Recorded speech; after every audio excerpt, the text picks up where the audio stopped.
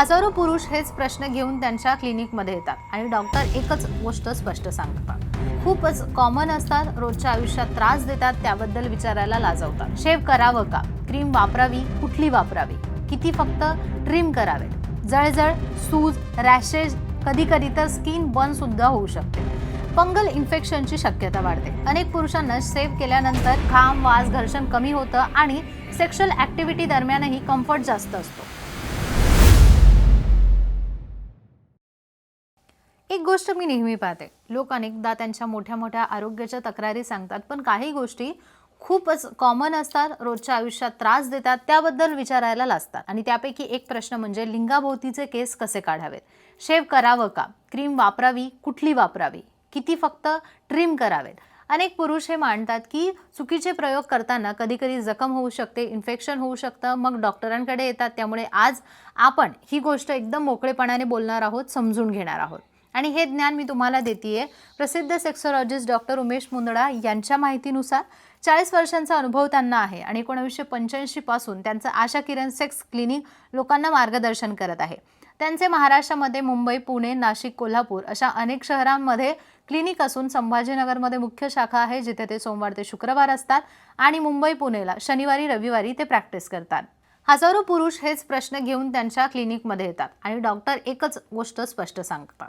लिंगाभोवती केस काढणं चुकीचं नाही, पण पद्धत चुकीची असेल तर मोठं नुकसान होऊ शकतं. डॉक्टर मुंदडा सांगतात की लिंगाभोवतीची स्किन खूप नाजूक असते, शरीरातील इतर भागांपेक्षा जास्त संवेदनशील असते. म्हणून क्रीम लावणं, रॅन्डम शेविंग करणं किंवा उगाच एखाद्या जाहिरातीवर विश्वास ठेवणं धोकादायक ठरू शकतं. अनेक जण हेअर रिमूव्हल क्रीम वापरतात कारण ते सोपं वाटतं, पण डॉक्टर सांगतात की बहुतेक क्रीममध्ये स्ट्रॉंग केमिकल्स असतात, जेनिटल भागावर योग्य नसतात. त्यामुळे रेडनेस, जळजळ, सूज, रॅशेस, कधी कधी तर स्किन बर्न सुद्धा होऊ शकते.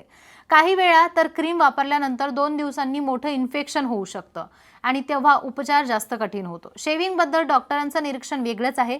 शेविंग दिसायला नीट वाटते, पण त्यात मोठे रिस्क असतं. लिंगाभोवतीची त्वचा पातळ आणि हलकी असते, त्यामुळे छोटासा कटही पटकन लागू शकतो. एकदा कट लागला की बॅक्टेरिया लगेच तिथे सेटल होतात आणि फंगल इन्फेक्शनची शक्यता वाढते. अनेक पुरुषांना शेव केल्यानंतर इनग्रोथ हेअर, खाज, पुरळ्या आणि शिफ्टनेस कमी होण्याची समस्या दिसते. ही डॉक्टरांच्या क्लिनिकमध्ये खूप कॉमन आहे. आता येतो सगळ्यात सुरक्षित पर्याय, ट्रिमिंग. डॉक्टर मुंदडा सांगतात की ट्रिमिंग हा लिंगाभोवती केस काढण्याचा सर्वात सुरक्षित, सोपा आणि कमी रिस्क असलेला मार्ग आहे. ट्रिम केल्यावर स्किनला कुठलीही इजा होत नाही, कट लागत नाही आणि नैसर्गिक प्रोटेक्शन सुद्धा मिळतं. केस पूर्ण काढले नाही तरी हायजीन उत्तम राहतो, घाम, वास, घर्षण कमी होतं आणि सेक्शुअल ऍक्टिव्हिटी दरम्यानही कम्फर्ट जास्त असतो. डॉक्टर सांगतात केस पूर्ण काढले तर फ्रिक्शन वाढतो आणि संवेदनशीलता जास्त होते, त्यामुळे इरिटेशन वाढू शकतं, पण ट्रिमिंगमध्ये हे असं होत नाही. डॉक्टर मुंदडा एक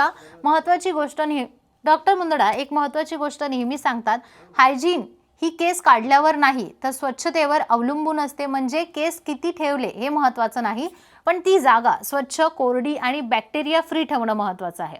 रोज स्नान करताना हलक्या हाताने धुणं, घाम झाल्यावर ते सुकवणं आणि सिंथेटिक अंडरवेअर घालणं केस काढण्या इतकंच आवश्यक आहे. शेवटी लिंगाभोवती केस हे प्रत्येकाच्या पर्सनल चॉईस असतो, पण डॉक्टरांच्या मते सुरक्षितता सर्वात आधी येते. क्रीमने होणारे बर्न, शेविंगने होणारे कट्स आणि त्यानंतर इन्फेक्शन यापेक्षा ट्रिमिंग हा मार्ग सर्वात प्रॅक्टिकल आणि सेफ आहे. जर तुम्हाला या विषयाबद्दल काही शंका असतील तर कमेंटमध्ये नक्की विचारा. तुम्हाला हायजीन, इचिंग, इन्फेक्शन किंवा सेक्शुअल हेल्थ संबंधित काही समस्या असतील, खाली नंबर दिलेला आहे, तुम्ही संपर्क करू शकता. जवळच्या आशा किरण क्लिनिकमध्ये जाऊन भेटू शकता.